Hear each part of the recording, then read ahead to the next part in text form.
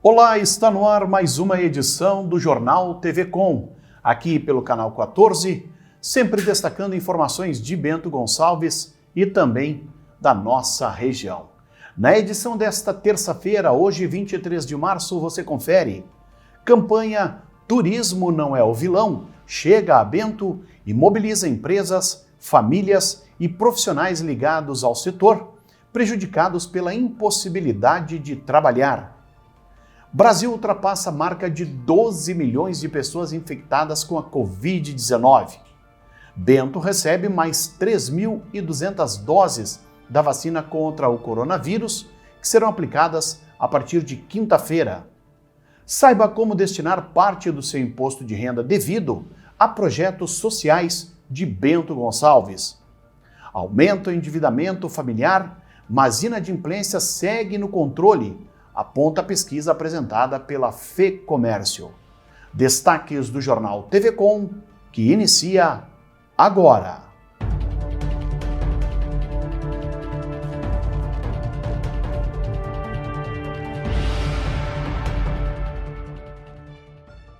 Vai. A Associação Brasileira de Enologia, a ABE, promove na quinta-feira, dia 25, a palestra Holding Familiar. O evento tem por objetivo mostrar principalmente ao setor vinícola os trâmites corretos e mais fáceis para organizar o patrimônio, preparando a passagem para futuras gerações. O tema abordado pela ABE leva em consideração que atualmente a maioria das vinícolas no município são empresas familiares. Estamos passando por um período de incertezas diante da pandemia mundial. Nosso dia a dia, seja do âmbito familiar ou no âmbito empresarial, está sendo colocado à prova. Para isso, pensamos em ajudar nossos clientes e nossos parceiros a utilizar a holding familiar como um instrumento nesse momento tão difícil. A holding familiar nada mais é do que uma sociedade empresária, contratual ou estatutária, que tem por objetivo controlar e administrar o patrimônio de uma família. Esse tema será explorado na nossa palestra na quinta-feira à noite com a doutora Simone Buzinski, a qual vai esclarecer todas as dúvidas e todas as entrelinhas que envolvem esse tema tão discutido e tão falado no meio mundial, holding familiar. Contamos com a presença de vocês. O tema é algo que já se faz presente em muitas empresas familiares, visando garantir que a mesma continue sólida no mercado e não tenha sua estrutura prejudicada diante de situações inesperadas ou simplesmente sem que o assunto seja abordado em algum momento. A palestra será apresentada pelos advogados especialistas Simone Baginski e Leonardo Stefani. O evento é gratuito, aberto a todos os interessados, com transmissão a partir das 7 horas da noite pelo canal da ABE no YouTube. Foi regulamentada na segunda-feira a nova lei do Fundeb, que prevê aumento no repasse de recursos a estados e municípios. Só neste ano, a expectativa é liberar quase 180 bilhões de reais para a educação. Mais detalhes a gente confere na reportagem. O fundo é formado por transferências e recursos vindos de impostos estaduais e municipais, como IPVA, ICMS e IPI. O Fundeb é a principal fonte de financiamento de creches, pré-escolas, educação infantil, ensino fundamental, médio, educação especial e de jovens e adultos. Estamos valorizando o professor na ponta da linha. Também aquele da educação infantil, esquecido por muito tempo. No modelo anterior, que encerrou em 31 de dezembro de 2020, a União contribuía com 10% de complementação para os estados que não conseguiam atingir o valor anual mínimo por aluno. Neste ano, o valor vai subir para 12%. Em 2022, passa para 15% e vai crescendo progressivamente até chegar a 23% em 2026. Uma parte dos recursos do Fundeb será destinada aos locais que comprovarem melhoria na gestão educacional. O novo modelo também aumenta os recursos para a educação infantil, incentiva o ensino técnico e passa a considerar a situação financeira de cada município na hora dos repasses. Ou seja, cidades pobres em estados ricos vão passar a receber a complementação do governo federal. Está previsto o repasse aproximado, senhor presidente, de 179 bilhões. 179 bilhões por meio do Fundeb, dos quais 19 bilhões referem-se à complementação da União. Diante da pandemia do coronavírus, o Fundo Nacional de Desenvolvimento da Educação autorizou os municípios a distribuir em caráter excepcional os gêneros alimentícios às famílias dos estudantes. Neste ano, diante da continuidade da pandemia, a distribuição dos kits foi retomada aqui em Bento Gonçalves, beneficiando os alunos da rede municipal de ensino. Estão sendo beneficiadas as famílias que têm um cadastro e benefício ativos no programa Bolsa Família. Os alimentos serão entregues enquanto ensino remoto, mensalmente, na segunda quinzena de cada mês. Os kits são compostos por gêneros da agricultura familiar e gêneros não perecíveis, dentre os quais fazem parte da merenda escolar aqui na nossa capital do vinho. As famílias que não tiverem pendências no seu cadastro estão automaticamente incluídas nas entregas, enquanto aquelas que estiverem com alguma pendência deverão entrar em contato com o seu CRAS de referência ou preferencialmente pelo telefone 997 15 7644. O percentual de famílias endividadas no Rio Grande do Sul teve novo aumento em fevereiro, de acordo com a pesquisa de endividamento e inadimplência dos consumidores gaúchos. Os dados foram divulgados na segunda-feira pela FEComércio RS.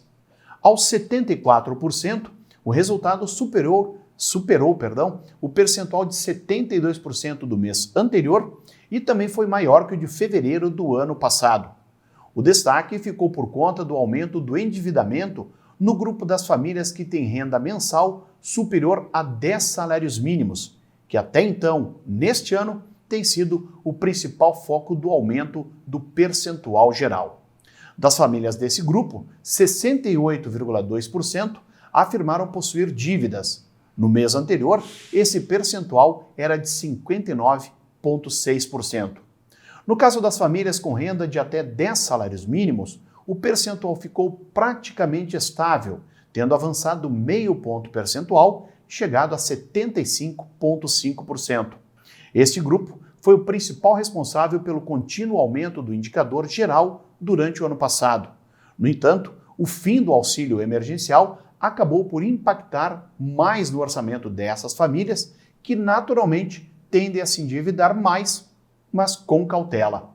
O percentual das famílias que se consideram muito endividadas foi de 9% no mês, o menor resultado desde julho de 2019.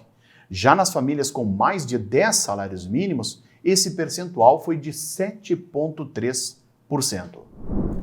A Associação dos Profissionais e Empresas de Serviços Contábeis aqui de Bento Gonçalves, a APESCONTE, continua a desenvolver o seu projeto Leãozinho do Bem, criado para estimular o contribuinte a destinar parte devida do seu imposto de renda a projetos sociais aqui da nossa capital do vinho. Nessa fase, apenas pessoas físicas podem fazer a destinação referente a 3% do total do imposto devido. O contabilista Marcos Fracalossi, membro da APESCONTE, traz mais detalhes do projeto. Como participar? Agora que nós estamos na época do imposto de renda das pessoas físicas, gente, então assim, na hora que a pessoa vai fazer a declaração de imposto de renda, que aliás, neste momento já tem que começar a se preparar com documentação e tudo mais, a pessoa precisa, se for fazer pelo modelo completo, e é esse o detalhe, então não é todos que fazem declaração de imposto de renda que podem contribuir, tá?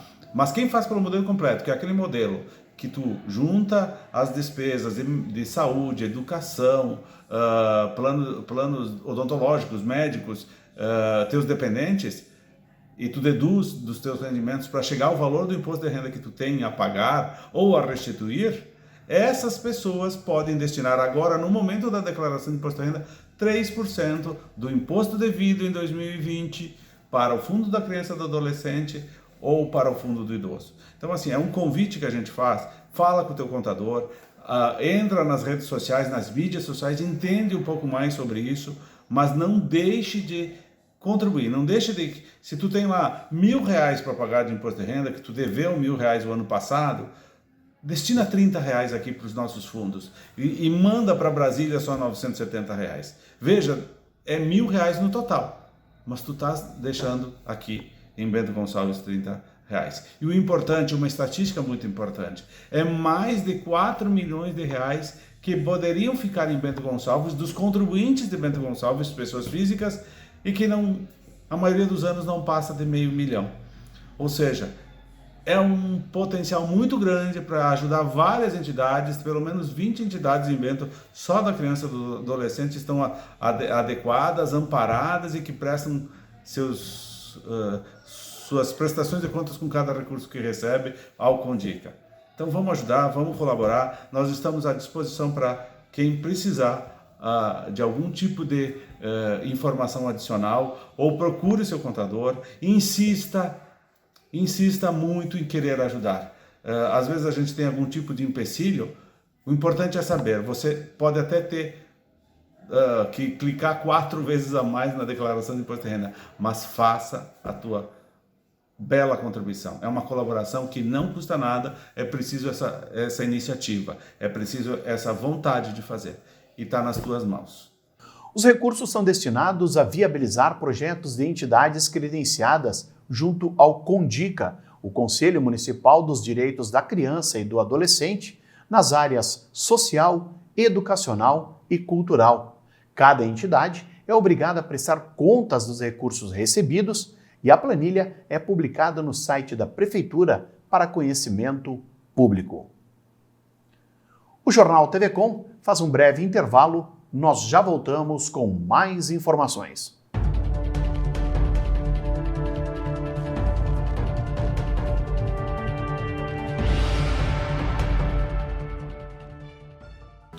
Fofuxo, você sabia que o Brasil produz quase 80 milhões de toneladas de lixo por ano?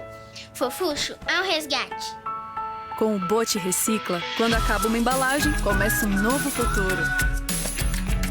Em 2021, as embalagens que você retorna nas lojas Boticário serão recicladas para melhorar a estrutura de escolas por todo o Brasil. Leve a sua embalagem e faça parte desse movimento. Você retorna, o Bote recicla e transforma.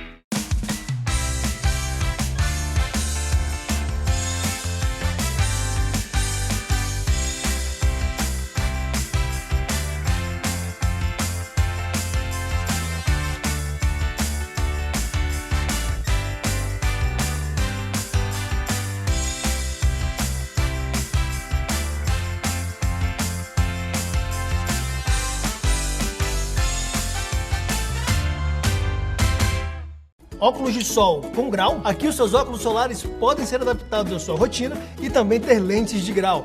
Traga sua receita e confira mais essa vantagem do Mercadão dos óculos. Mercadão dos óculos. A Multiarte, com fábrica de estofados há 16 anos em Garibaldi, conta agora com uma loja de 1.000 metros quadrados, junto à fábrica para atender você com o que há de melhor. Além da qualidade já conhecida nos estofados, conta também com salas de jantar, poltronas, puffs e móveis complementares, ótimo acesso e estacionamento amplo. Multiarte, na BR 470, sentido Bento Garibaldi, antes do Castelo Benvenuti. Fone 3451-7164.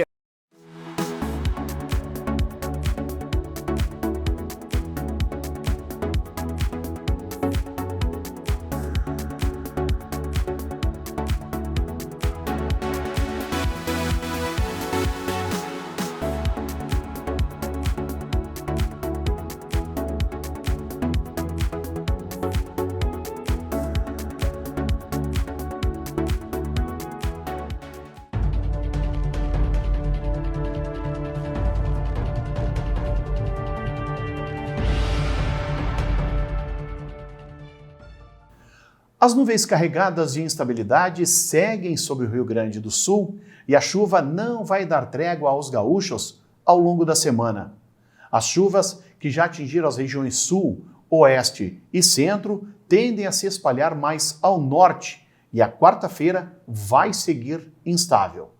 A infiltração marítima ainda vai deixar o tempo instável nesta quarta-feira sobre o leste catarinense, inclusive em Florianópolis. Nessas áreas pode chover a qualquer hora, com até moderada intensidade. As pancadas devem se concentrar entre a tarde e a noite, com risco de alguns temporais no estado do Paraná, no interior catarinense e em grande parte do centro-norte e oeste gaúcho. Já na metade leste do Rio Grande do Sul, inclusive na região de Pelotas, na Campanha e na Grande Porto Alegre, o ar seco volta a predominar, por isso não chove.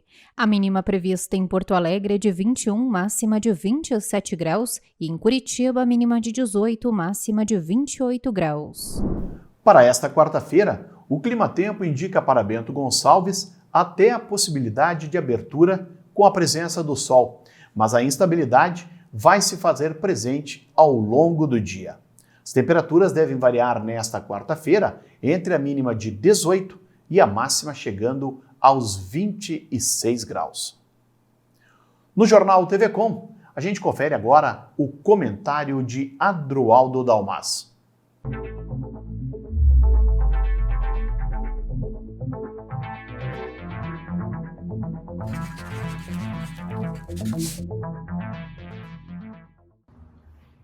Olá! Assisti hoje um vídeo de uma condensação de uma manifestação de um vereador de Bento Gonçalves, feito na tribuna na sessão de ontem, segunda-feira. Empolgado, o vereador denunciou aquilo que ele chamou de peleguismo. Dos sindicatos que promoveram a ação que impedia, através de uma decisão judicial, a cogestão neste final de semana, que depois foi revertida. Criticou sobremaneira a atitude do governador, chamando-o inclusive de comunista. Criticou a forma como ele vem agindo e disse inclusive que o governador estava dando uma apunhalada nas costas daqueles que estão aí tentando trabalhar e não conseguem. Enfim, desfilou uma série de justas críticas, com as quais eu concordo. Mas pensei uma frase da crítica que ele fez a tudo e a todos, em relação ao conjunto da obra relacionado ao coronavírus e seu combate. Ele disse em certo momento que a Assembleia Legislativa está omissa, que não está cumprindo com o seu papel de fiscalizar e de cobrar. No caso de quem? Do governador. Em relação a cujas atitudes, obviamente, o vereador, que também é comerciante na área de alimentação, não concorda, como nós todos não concordamos. Até aí está tudo bem. O que chama a atenção é o seguinte, que esse mesmo entusiasmo e essa mesma defesa de quem é integrante do Poder Legislativo local não faz quando algumas coisas mal explicadas são feitas pelo Executivo Municipal. Vou dar um exemplo. Há 15 dias atrás, o prefeito de Bento Gonçalves impediu a realização da feira, que é um trabalho, inclusive, essencial. Ele, o prefeito. O governador não teve nada que ver. E não vi defesas ou defesa alguma em relação a que isso seria um absurdo. Defendendo os agricultores? Não. Criticando o prefeito? Não. Não vi nada disso, essa empolgação e dizer que a Câmara de Vereadores tem que fiscalizar o Executivo e não ser pelego do Executivo, não ser omissa em relação aos nossos assuntos locais, como, por exemplo, quando se denuncia, quando se cobra publicações de coisas mal feitas, erradas ou não, quando se dá aditivos contratuais bastante intrigantes, enfim, são os primeiros, como aconteceu com esse vereador, a sair defendendo o prefeito, mas é integrante do Legislativo. Talvez agora esse vereador consiga entender por que muitas vezes a comunidade e a população fica revoltada contra o legislativo local. Porque diz a mesma coisa que o vereador acabou de dizer em relação aos deputados. O que dizem dos vereadores? Que são omissos, que não cumprem com o seu dever de fiscalizar e cobrar, que é o que acontece, pelos motivos que todos nós sabemos. Uns devem seus cargos de vereador ao prefeito, porque chama os titulares para ser secretários. Outros têm vasta gama de funcionários de CCs espalhados por aí e, portanto, ficam omissos e não fazem a cobrança como legisladores que são contra o executivo que está aí para ser fiscalizado. Como é interessante os 2 pesos e 2 medidas. Então fica aqui meus parabéns para o vereador. Em relação à manifestação que fez em desfavor das atitudes do governador, de alguns sindicatos, da Assembleia Legislativa, mas fica aqui o meu apelo. Quando a cidade cobrar que sejam feitas verificações, que sejam feitas fiscalizações contra atitudes do executivo local, que tenham a mesma efusividade, que tenham a mesma disposição, e não joguem embaixo do tapete ou façam de conta que aqui também o dever do legislador não seja o de fiscalizar.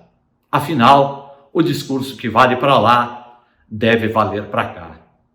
Então prestem bem atenção no que efetivamente a população quer saber e que vocês muitas vezes também não deixam.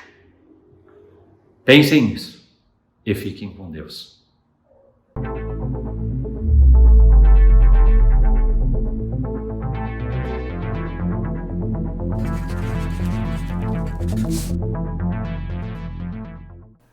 Empresários e comerciantes do trade turístico do Rio Grande do Sul promoveram nesta terça-feira a campanha O Turismo Não é Vilão, como forma de protestar contra as medidas restritivas do governo do estado.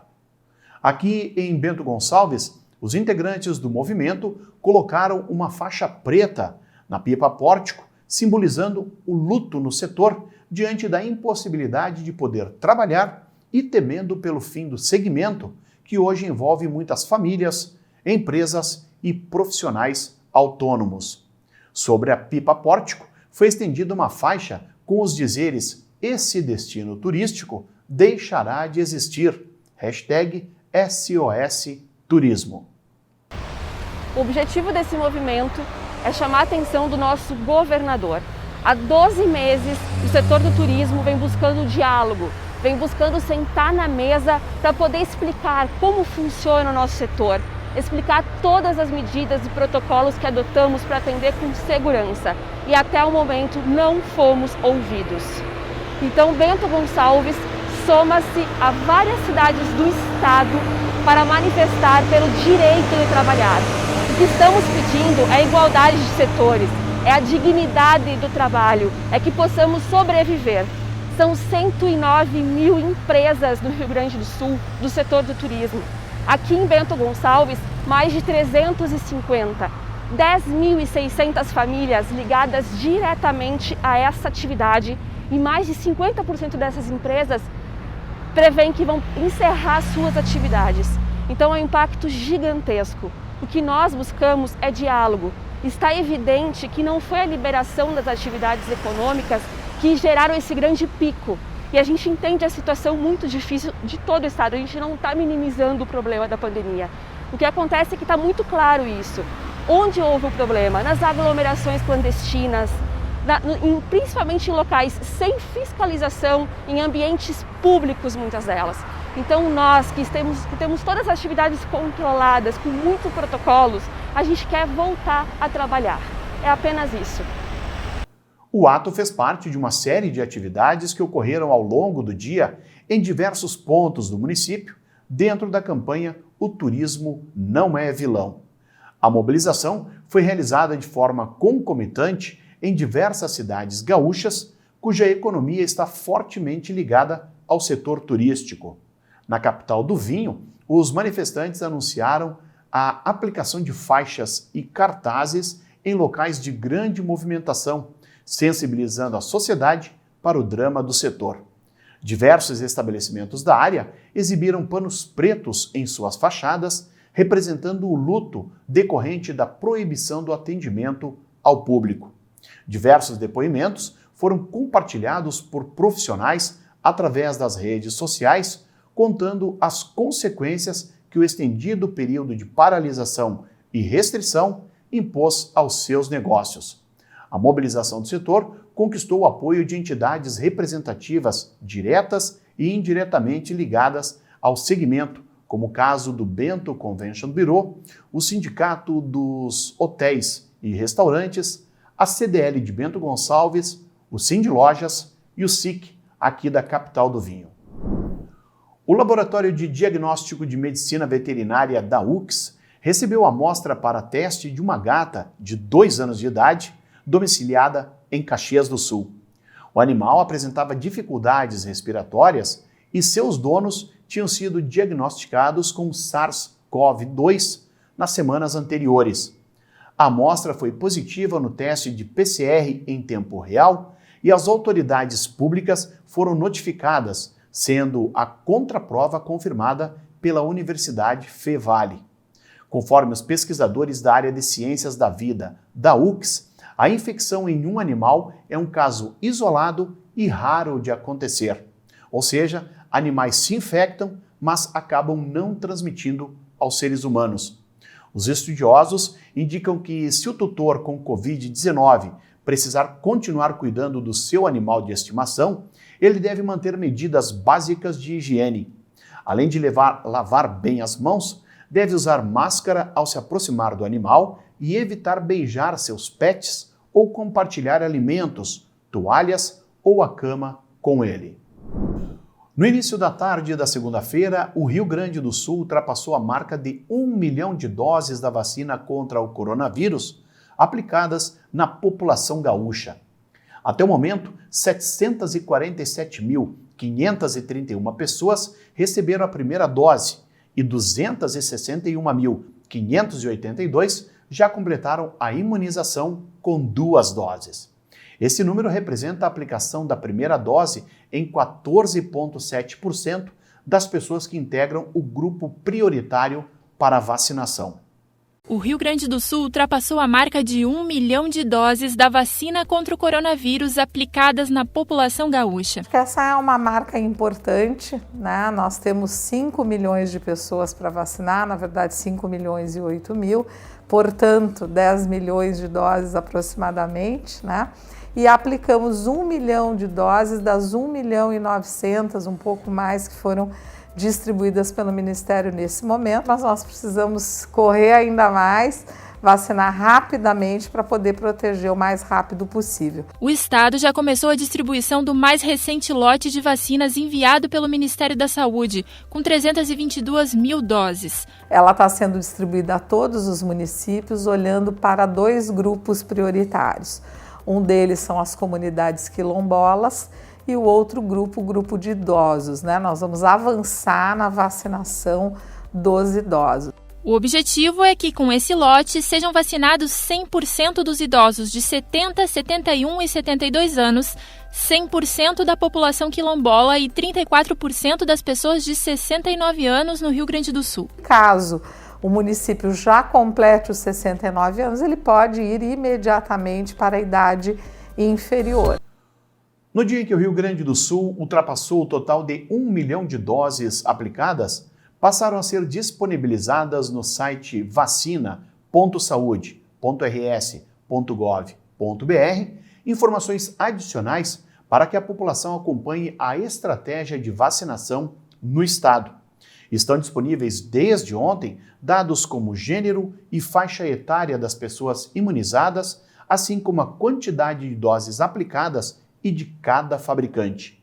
A estimativa de integrantes do grupo prioritário no estado foi atualizada pelo Ministério da Saúde para 5.081.552 pessoas.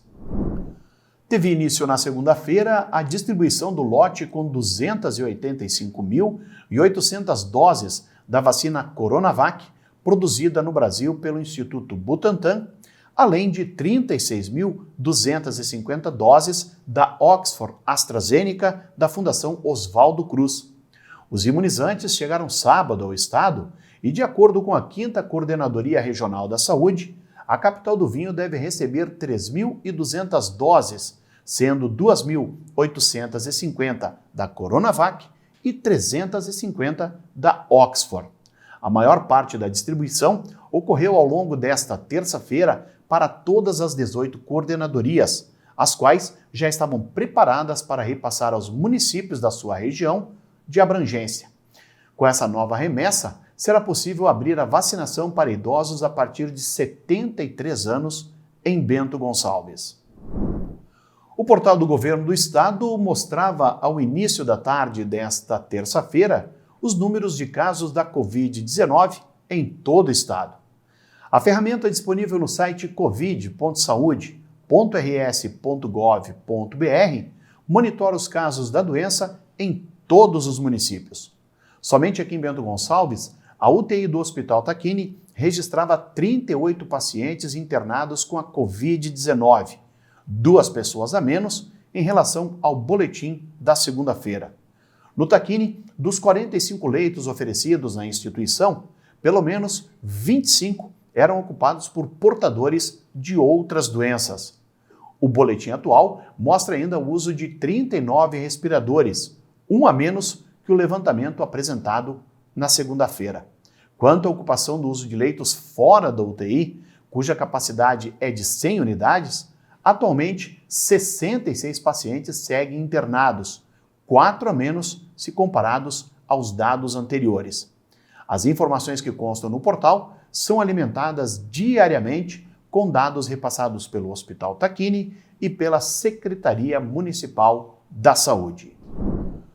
O Brasil registrou 1.383 óbitos por Covid-19 e 49.293 novos casos diagnosticados nas últimas 24 horas, de acordo com dados enviados pelos estados ao Ministério da Saúde e ao CONAS, o Conselho Nacional de Secretários da Saúde, na segunda-feira.